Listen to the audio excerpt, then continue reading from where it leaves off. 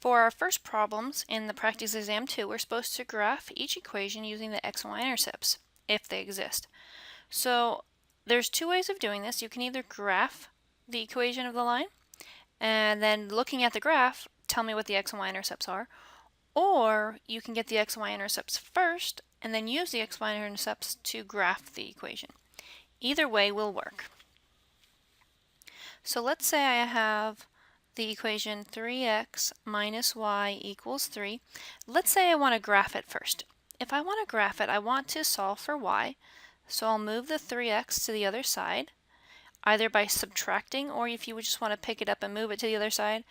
If you do that, then it just changes sign. It goes from positive 3x to negative 3x. And then I'm going to divide everything by negative 1. So that gets me y is equal to positive 3x minus 3, which tells me my m is 3, or really 3 over 1, because we like m's to be in fractions, and my b is negative 3. So using my m and my b, I can go to my y-axis and put a point at negative 3, because that's what my b is.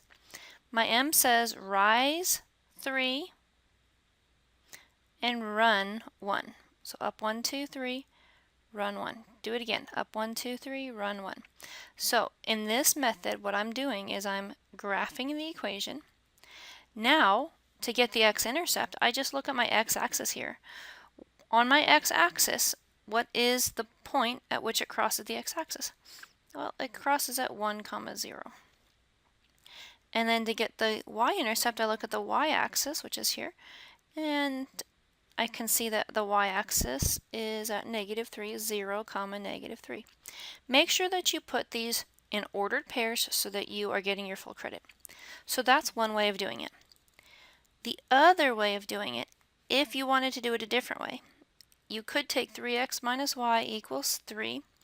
In order to get the x-intercept, we know it's some x value, 0. What you could do is you could plug in 0 and solve for x. So we have 3x minus 0 equals 3. Well, minus 0, we don't even have to write that. So we just have 3x equals 3. So therefore x is equal to 1. So I could take that x is equal to 1 and plug it right back in here and get 1, 0. If I got it this way first, well then I could graph 1, 0. And then to get the y-intercept, I know the y-intercept is 0, some value. Again, you plug in 0 for the x this time. 3 times 0 is 0, so that gets me negative y equals 3. Divide both sides by 1, and I get y equals negative 3. Using these 2 points, I could get the x and y-intercept first, and then use the points to graph. Either way is fine. You don't need to show both works. All we really need is just the line and the 2 answers. So whichever way you like better.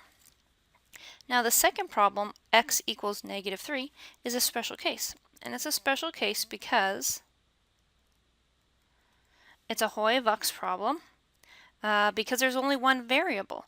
So the one variable we have is the x. So this is a Vux, meaning it's a vertical line with an undefined slope, and the equation looks like x equals a number. So I'm going to go to negative 3 and just draw a vertical line. So now that I have my vertical line, the x-intercept, clearly this line crosses the x-axis at negative 3, 0. Where does it cross the y-axis? Well, it's never going to cross the y-axis. It's parallel.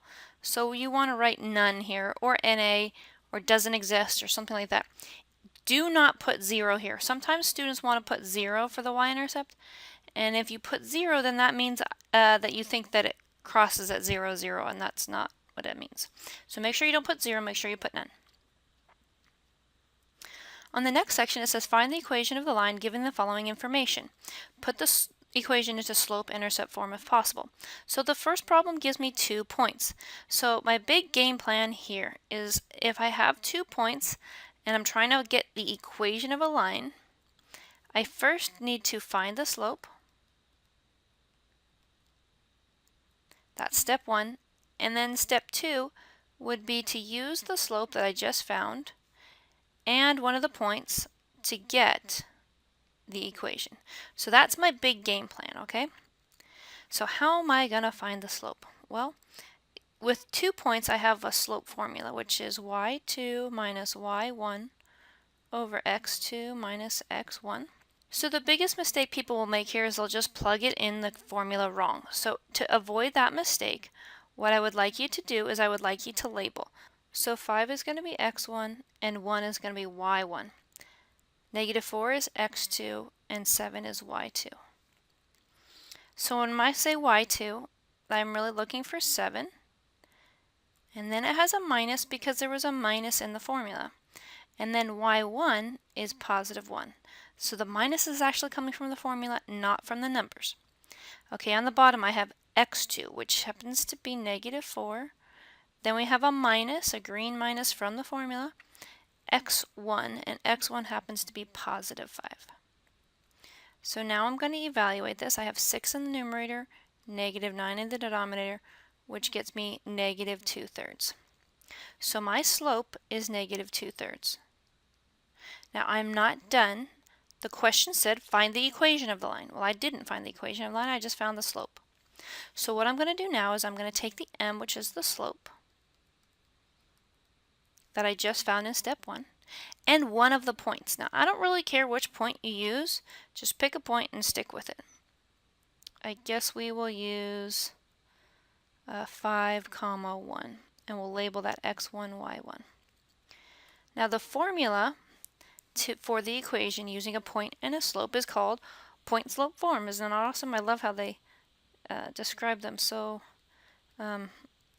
concisely. We need a point and a slope to use point-slope form. The point-slope form says y minus y1 equals m parentheses x minus x1. So y minus, and instead of y1, I'm going to come in and plug in 1, equals m, who's m? M is the negative 2/3 in blue, parentheses x minus x1, which happens to be 5. Now if you chose, instead of 5, 1, if you chose negative 4, 7, your worker is going to be slightly different, but your answer is going to be the same, which is pretty darn cool.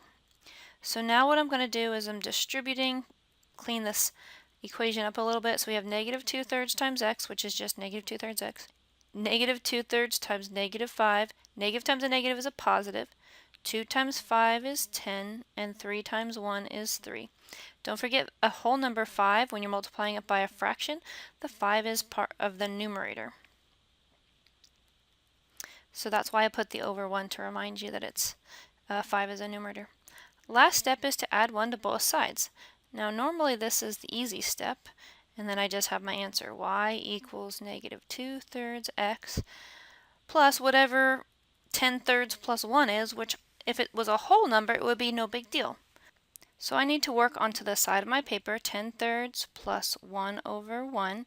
I need to get a common denominator of 3, which means I need to multiply the second fraction by 3 over 3, which is 1. So that gets me 3 over 3, and then 10/3 plus 3/3 is 13/3. So my final answer is y equals negative 2/3 x plus 13/3. Now, if you want to, you don't have to, but if you want to, you could check your work by plugging in 5 into the equation and making sure you get out 1. Then you could come back and plug in negative 4 into the equation and make sure you get out 7. Our next problem is similar.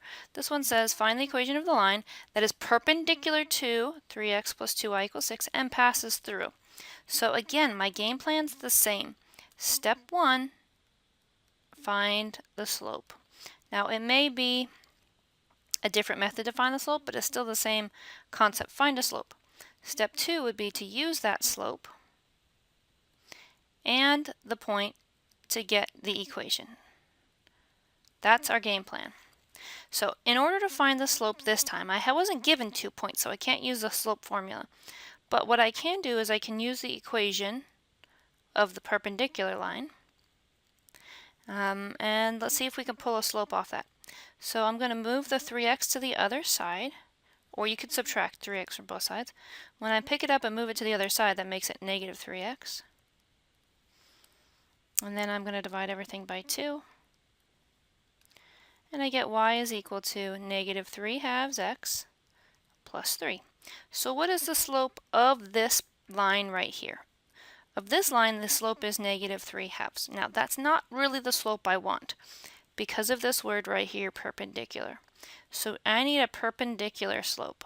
So to find the perpendicular slope, we use opposite and reciprocal.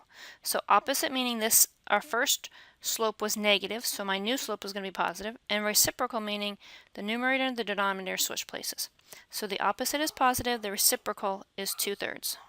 So I'm going to move the 2/3 up here.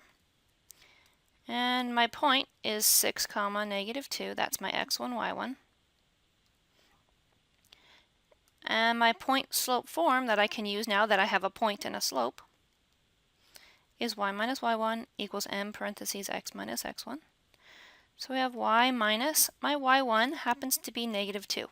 Notice there's a minus from the formula and then a negative from the purple negative 2 y1 equals m, and the m is 2/3 parentheses x minus x1. In this case, x1 is 6.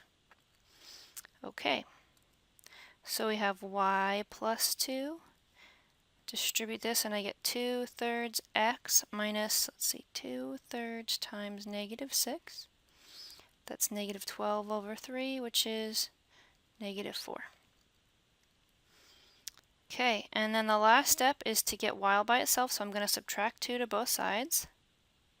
So that gives me y is equal to 2/3 x minus 6.